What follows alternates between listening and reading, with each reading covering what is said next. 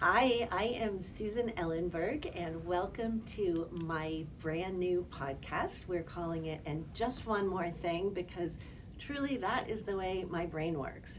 I think I have everything planned out and I know what I'm talking about and I have my ideas, and then I walk away or I get in my car and I think, ooh, I had just one more thing. So this is my place to add that one more thing. I love my job, which is the first and main thing. So I want to use this podcast to talk about county government, to talk about all of the cool things that we do at the county. Santa Clara County is one of 58 counties in the state. We're the largest county in Northern California and the Bay Area. We have 1.9 million residents. That's right. We have 1.9 million residents. We have had a budget last year of about $11 billion. We're the fourth largest employer in the county with 22,000 employees, and we have more than 50 departments. So we do so many things, and a lot of my job is to be a generalist and know at least a little bit about a lot of things. And we will talk about some of those things in upcoming podcasts.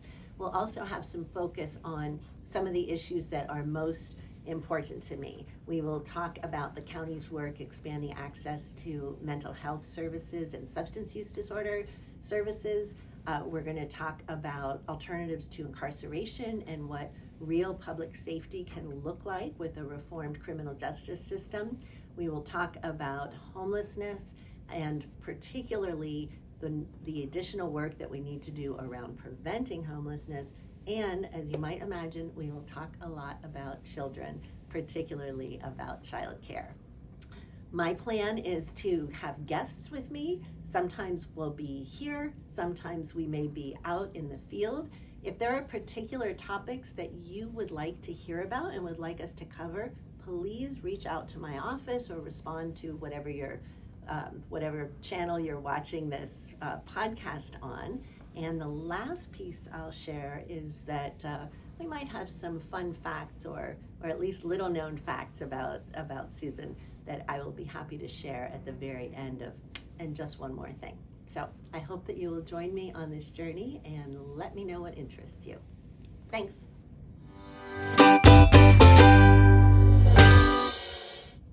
So in the next segment of this podcast, I will be chatting with my friend, Supervisor Bruce Gibson, who is a supervisor in San Luis Obispo County. He came up to Santa Clara County today to join me at a childcare symposium. Childcare is an issue that we are both very passionate about, and we'll be right back with that conversation. Hi, welcome back to And Just One More Thing. I am here right now with Supervisor Bruce Gibson from San Luis Obispo County. Bruce is also the president of the California State Association of Counties. Bruce, what are you doing here? Well, I came up today because you very kindly invited me to an event that you organized with joint venture Silicon Valley, all to do with childcare. And that's one of my great interests in this world, something I think we need to be doing a whole lot more of, both in government and in the private sector. So we had a great morning hearing from a lot of really smart people who are trying to move the ball forward on this issue. We did have a lot of people excited about expanded access to childcare. Clearly the child advocates are on board. Right. A lot of people that are in local government are excited about this. Mm-hmm. My interest right now is bringing the business community along as well. Mm-hmm. I want businesses to understand that childcare or the lack thereof directly impacts their bottom line today in terms of productivity, retention, just more successful companies. How do you think we can really be successful at getting them to buy in? Well, I think that your point about buy-in is the key. And you know, all companies, all up and down this state, especially anywhere near the coast, are facing real challenges in recruiting and retaining workforce, and especially in that young family demographic. Let's call them millennials, if for shorthand. Sure. But we know what housing prices are in this part of the world. And what we find is that if a family has 2 preschool-age children, they could be spending as much for childcare as they do on their housing costs, and that's just not tenable. So I think one of the things we need to do is spread the word further, although I think businesses generally get it, that it's in their interest to support the families of their workforce, and childcare is a real benefit that they can get on the ground fairly quickly if we work together. I agree that it's a significant benefit for employees, but I wonder ultimately if it makes sense to focus on employer-based childcare. Right. I think it's wonderful for the employers that do provide childcare for their direct employees. We've learned that in many cases, even those who provide for their employees don't provide for the contracted workers, right. generally the lower wage workers who come and do the custodial work or cafeteria work. So there's an equity issue there. There's also an issue that most businesses are simply not big enough to be able to provide childcare.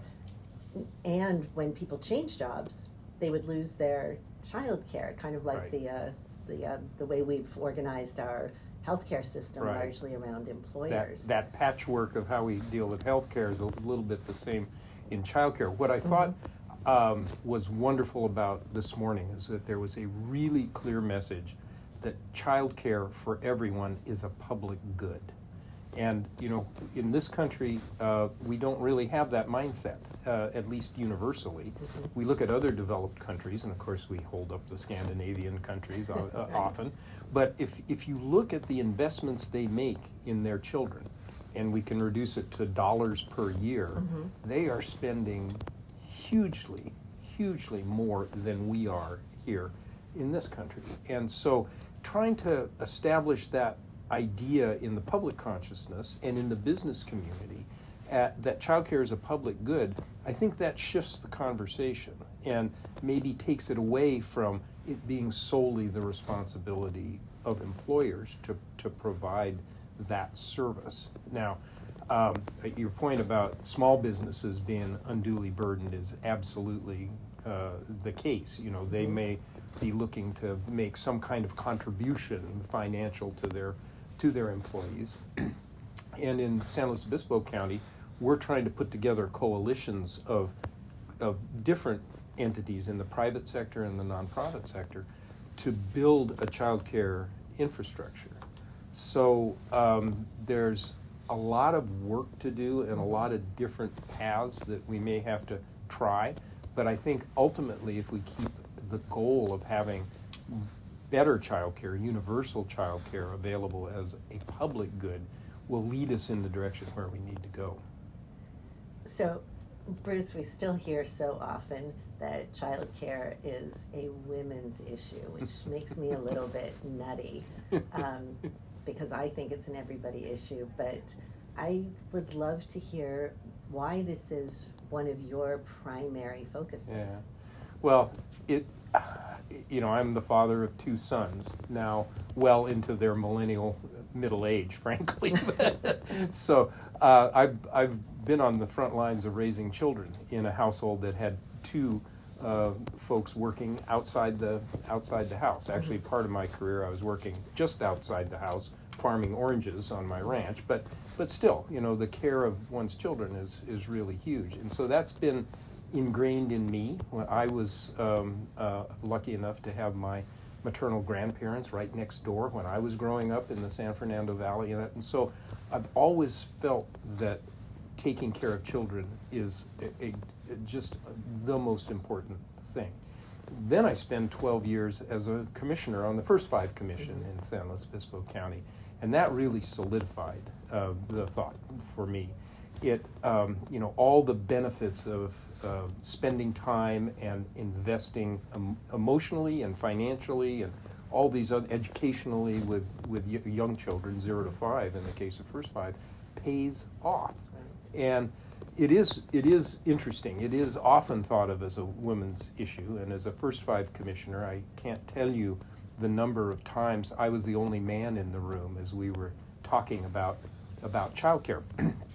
That didn't bother me, except for the fact that this is really everybody's issue. And we don't need men to come in to solve the problem. There are plenty of brilliant women in elected office, at all levels of government to do it. But I think we don't get the traction we need until we have both men and women speaking strongly to the need for this to happen. I love to hear that.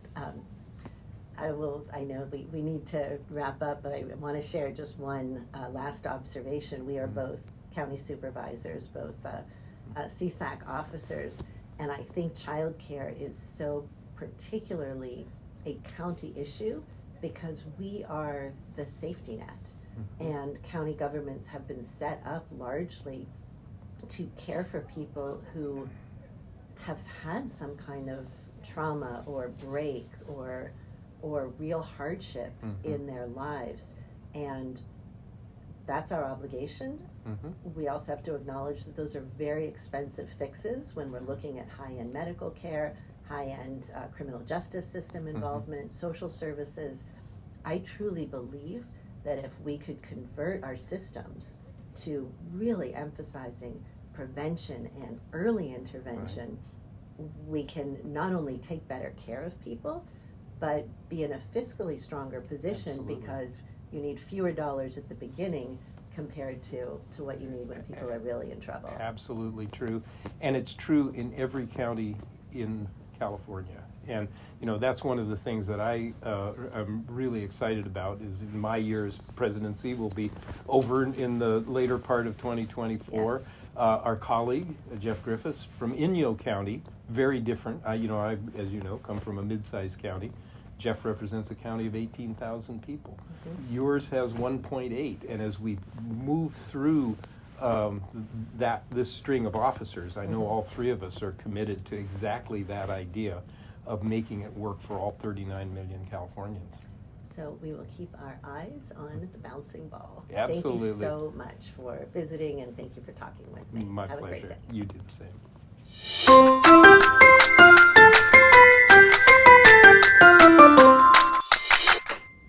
And just one more thing. I literally grew up in Mr. Rogers' neighborhood. He lived 2 streets behind me, and his sons went to the same school that I did. They were a little bit older and, to be honest, a little bit naughtier. But I like to think about Mr. Rogers because there's a piece of advice that I heard probably when I was 3 years old for the first time, which is when things are going wrong, look for the helpers. There will always be somebody who is helping. And I love that message, and I like to spend my life as well being a helper and looking for the helpers. So that's the fun fact. Have a great day.